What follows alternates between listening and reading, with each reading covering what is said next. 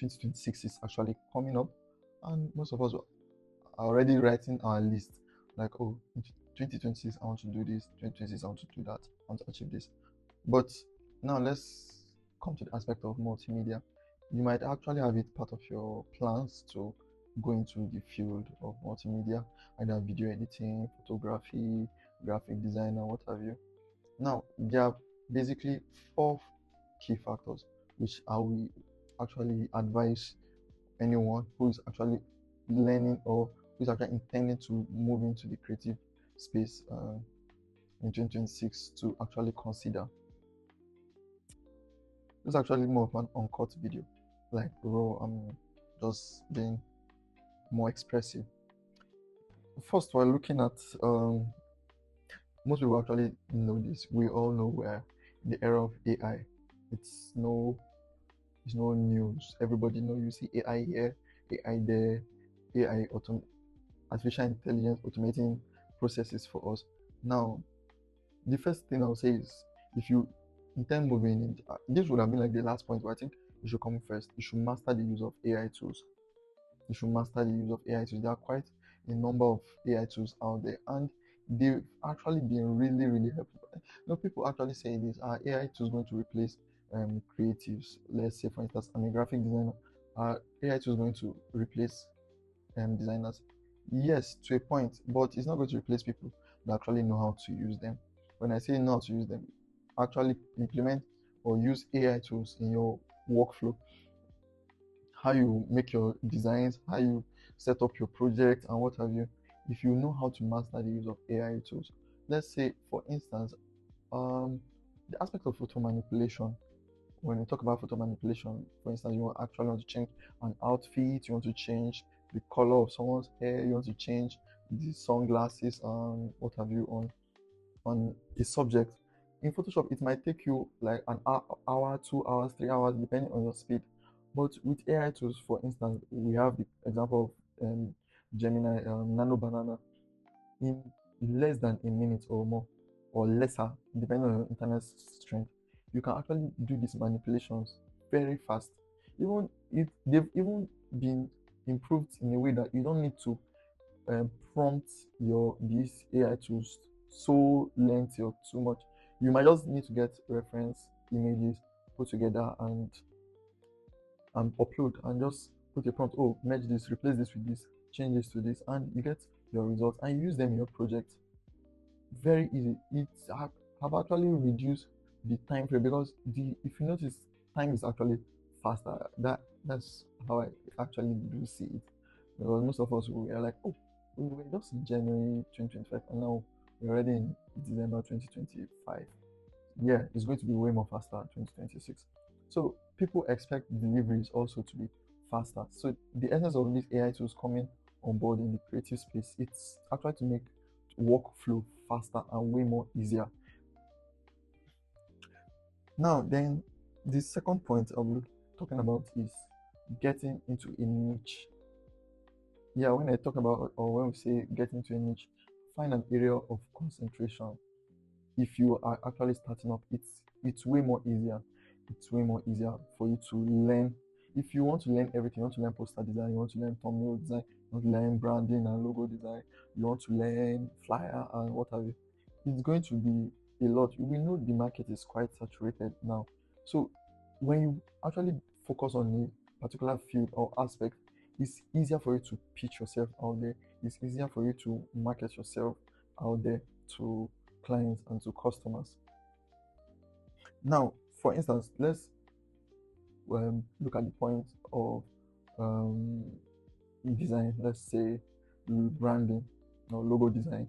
Now, from the first point which I said about mastering the use of AI tools, and now you want to focus on branding, you can actually go out and find out, oh, there are certain AI tools that will actually help in making branding processes or logo design processes way more faster. We have example of Lobart, even Canva AI, that instead of spending time downloading mockups to downloading PSDs, and you could actually get PSDs, although Photoshop has even implemented the use of generative AI in it. So you get to learn or research more on AI tools that are focused on the aspect of branding. So when you are doing research in that aspect of branding, it's easier and it's faster and it gives you shorter time to learn more. It gives you way shorter time. What it might take you months, 3 months, 4 months to learn. In a month or less, you can be able to master quite a lot of things. So that's what I do advise people, especially newbies. There are quite a number of persons that actually met me like, oh, I want to learn going to graphic design, I'm getting a laptop, I want to do this, I want to learn logo, I want to learn flyer, I want to learn. I'm like, okay, all this. I have over 10 years of experience plus in this field, so it's not something I just started immediately. If you want to learn how to do this, it will take time. It will take time. We all know life has to do with seasons. So it's not something that you like open your laptop and it just comes into your head. It will take a while. So you have, if it's good, I've seen quite a number of persons in the creative field that started newly and they focused on a particular aspect, for instance, product design or thumbnail design. And in lesser time, you find out, oh, these guys are already doing well. They're actually getting awesome gigs. You are seeing the projects they are involved in.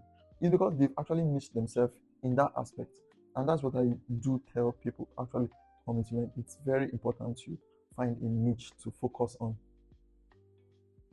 Then once you've mastered the certain AI tools and you've gotten a niche to focus on, the next thing is to also invest in yourself or on and your tools, your gadgets. In this aspect, we say your laptop. Um, let's come from the aspect of tools.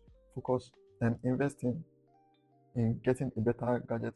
But that doesn't mean you should overstretch yourself to get something you might not get the best out of it. For instance, you might not say you're learning graphic design at first and you get a laptop of 5 million naira at first.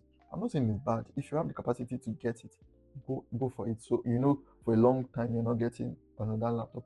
But if you know at that point you might not actually be getting the best result for it, you can go for like a mid-range laptop that you can learn with. So by the time you find out your skills, you yourself, by the time you will notice that, oh, I've started advancing in what I'm learning. The gigs I'm getting or the jobs I'm doing now require a better gadget. Now you go for what? An upgrade, you improve and get something better. But if you want to start from something good and bigger, that's good. It's actually, yeah, I won't advise it. If you can just get something bigger at once, just get it and be done. Then invest in yourself. You can pay for courses or you might not pay. When I talk about paying for courses, you have Coursera, even LinkedIn, what do you call it, Domestika, and what have you. There are quite a number, Alison, quite a number of websites where you can pay to learn certain skills. Then we have the almighty YouTube. YouTube is free.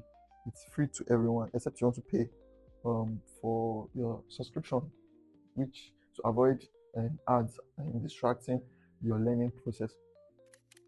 So YouTube is like the best or one of the best place to actually learn things for free. So you can, after you've got your niche and you pointed out or found research on certain AI tools, you can go there and learn. There are quite a number of free courses you can find on YouTube to learn. And finally, we'll talk about joining a community. Yeah, no man is an island of himself, as they say. You have to be in a community, build relationship, both with um, both with creatives as your own. You are starting up this journey. You need to get connections or be in contact with people that, will I say, ahead of you or have more experience than you. So it actually makes your work easier. And certain mistakes which they made, they actually pointed out to you, oh, these were the mistakes I made. I think I could remember there was someone I met, he does design, and he was asking me like, how do I onboard my clients? How do I meet some clients when I actually want to um, do gigs, or when they reach out to me, they have um, gigs or they have projects to work on. Then I showed him my process, the contract, price list. I was like, oh wow, do you really do this? Then I said, yeah. Then he was like, oh, can I share? I said, sure. And I shared it with him, and he actually reviewed it and actually worked on something for himself. And he showed me like, oh, this is what I did. Do you think it's nice? I was like, oh yeah, you can change this, you can change that, you can add this, you can adjust it to this place. then it works for you, then you test it. So in as well as building a community, I'm actually launching like a design academy. I prefer it, or call it Design City. I've had this project run some years back. I'm actually bringing it up because quite a number of persons like, oh, I want to learn design, I want to learn how to do this, I want to learn how to do that. And I'm actually putting up this community where everyone is going to be there and you're going to learn. And the tutors are not, it's not just going to be only me. I'm going to have experts in the field of design and the media space to actually train us or teach us in aspect of design. I'm going to drop a link in the description for you to actually read through what the Design City and what it entails to be part of this community. I hope this video has been able to enlighten you to a point if you are intending to move into the media or creative space.